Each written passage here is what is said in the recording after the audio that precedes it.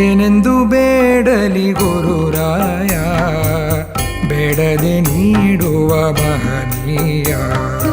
ನನ್ನ ಮಗನಿಗೆ ಒಂದು 6 ತಿಂಗಳ ಹಿಂದೆ ಇದು ಕಾಲು ನಡೆಯೋಕ್ಕೆ ಆ ಶಕ್ತಿ ಇಲ್ಲ, ನಡೆಯೋಕ್ಕೆ ಆಯ್ತಿರ್ಲಿಲ್ಲ. ಇವಾಗಲೂ ಅಷ್ಟೇ, ಬಗ್ಗೋಕ್ಕೆ ಆಯ್ತಿರ್ಲಿಲ್ಲ ಅವನಿಗೆ. ಅವನೇನೋ ರಾಯರ ನಂಬಿ ಅವನು, ನಮಗೆ ರಾಯರು ಅಂದರೆ ಏನು ಅಂತ ಗೊತ್ತಿರಲಿಲ್ಲ. ರಾಯರು ನಂಬಿದ ಮೇಲೆ ಸ್ವಲ್ಪ ಅವನು ಪರವಾಗಿಲ್ಲ ಸರ್, ರಾಯರು ನಂಬಿದ ಮೇಲೆ ಪರವಾಗಿಲ್ಲ, ಎಲ್ಲ ಅನುಕೂಲ ಆಗುತ್ತೆ. ಚೆನ್ನಾಗಿ ನಡೀತಾ ಇದ್ದಾನೆ ಇವಾಗ. ಆ ರಾಯರು ಇನ್ನೂ ಹಾಗೆ ನನ್ನ ಮಗನಿಗೆ ಆಯುಷ್ಯ ಆರೋಗ್ಯ ಎಲ್ಲ ಕೊಟ್ಟು ಅದು ಗುಣವಾಗುತ್ತಾ ಇದೆ, ಗುಣಮುಖ ಆಯ್ತಾ ಇದೆ ಅವನಿಗೆ.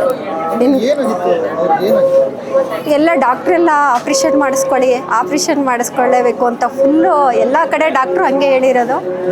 ಆದರೆ ಅವನಿಗೆ ಆಪ್ರೇಷನ್ಗೆ ಎದುರ್ಕೊಂಡು ಅವನು ಆಪ್ರೇಷನ್ ಮಾಡಿಸ್ಕೊಳ್ಳಿಲ್ಲ. ರಾಯರು ನಂಬಿ ಅವನು ಇಷ್ಟು ವಾರ ಅಂತ ನಮಗಿಂತ ಹೆಚ್ಚಾಗಿ ಭಾಳ ಭಕ್ತಿಯಿಂದ ಮಾಡಿ ನನ್ನ ಮಗ ಕೊನೆಯಲ್ಲಿ ಇದರ ಅಂತ್ಯಕ್ಕೆ ಪೂಜೆ ಮಾಡಿಸಿದ್ದಾನೆ. ಎಲ್ಲ ಒಳ್ಳೇದಾಗ್ತಾ ಇದೆ ಅವನಿಗೆ. ಎಲ್ಲರೂ ರಾಯರು ನಂಬೋದ ಮೇಲೆ ಎಲ್ಲ ಒಳ್ಳೆಯದೇ ಆಗಿದೆ ನಮಗೆ.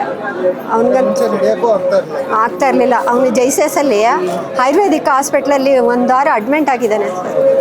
1 ವಾರ ಅಡ್ಮಿಂಟ್ ಆಗಿ ಆಮೇಲೆ ಬಂದು ರಾಯರು ನಂಬಿ ಅವನು ಎಲ್ಲ ಮಾಡ್ಕೊಂಡಿದ್ದಾನೆ ಸರ್. ನನಗೆ ನಂಬಿಕೆ ಇರಲಿಲ್ಲ ಸರ್. ಈಗ ನನ್ನ ಮಗನಿಗೆ ಕಷ್ಟ ಬಂದಮೇಲೆ ನಾನು ರಾಯರ್ ನಂಬಿ ವಾರದ ದಿನ ಒಂದು ದೀಪ ಹಚ್ತೀನಿ ಸರ್. ಏನು ಹೇಳ್ತೀರಾ ಈ ಥರ ಪವಾಡಗಳು ಕಣ್ಮುಂದೆ ನಡೀತಾ ಇದೆ, ಅದ್ರ ಬಗ್ಗೆ ಹೇಳೋದಾದ್ರೆ ಏನು ಹೇಳ್ತೀರಾ? ಹೌದು, ರಾಯರು ನಮಗೆ ಗೊತ್ತಿಲ್ಲದಿದ್ರ ಕಣ್ಣು ಕಾಣ್ದಿದ್ದಾರ ದೇವರು, ಆದರೆ ನಂಬೋದ ಮೇಲೆ ಅವನಿಗೆಲ್ಲ ಗುಣವಾಗಿ ಎಲ್ಲ ಒಳ್ಳೆಯದೇ ಆಗ್ತಾ ಇದೆ ಸರ್. ಖಂಡಿತ ವರ ಕೊಡ್ತಾರೆ ಅಂತೀರಾ? ಖಂಡಿತ ವರ ಕೊಡ್ತಾರೆ. ನಂಬಬೇಕು, ನಂಬಿಕೆ ಇರಬೇಕು. ಒಳ್ಳೆಯದಾಗುತ್ತೆ. ಏನು ಹೇಳ್ತೀರಮ್ಮ ಹೊಸ್ದಾಗಿ ಈಗ ನಮ್ಮ ಮನೇಲಿ ನಡೆದಿರೋದೇ ಒಂದು ಪಾವಾಡ.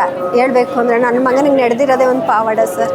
ಅವ್ನ ಕಷ್ಟ ನೋಡಿದ್ರೆ ಒಂದು 6 ತಿಂಗಳಿಂದೆ ಯಾವ ತಾಯಿನೂ ನೋಡಬಾರ್ದು ಅಂತ ಕಷ್ಟ ನೋಡ್ತಾ ಇದ್ದೆ. ಇದಿಷ್ಟು ಹಿಂಗೆ ಬಗ್ಗಕ್ಕಾಯ್ತಿರ್ಲಿಲ್ಲ, ಮನೆಯಕ್ಕಾಯ್ತಿರ್ಲಿಲ್ಲ. ಈಗಲೂ ಅಷ್ಟೇ ನನಗೆ ಆಪ್ರೇಷನ್ ಎಲ್ಲೇ ಡಾಕ್ಟ್ರ್ ಹತ್ರ ತೋರಿಸ್ರೆ ಆಪ್ರೇಷನ್ ಮಾಡಲೇಬೇಕು ಅಂತ ಹೇಳ್ತಾ ಇರೋದು. ಇವಾಗ ಸ್ವಲ್ಪ ಪರವಾಗಿಲ್ಲ ಸರ್, ಪರವಾಗಿಲ್ಲ, ಚೇತರಿಸ್ಕೊತಾ ಇದ್ದಾರೆ ಸರ್. ಖುಷಿ ಆಗ್ತಾ ಇದೆ. ನನಗೆ ನಂಬಿಕೆ ಇರಲಿಲ್ಲ, ನಂಗೆ ರಾಯರು ಅಂತ ಏನು ಅಂತಲೇ ಗೊತ್ತಿರಲಿಲ್ಲ. ನನ್ನ ಮಗನಿಂದ ನಾನು ನಂಬಿದ್ದೀನಿ ಇವಾಗ ರಾಯರು.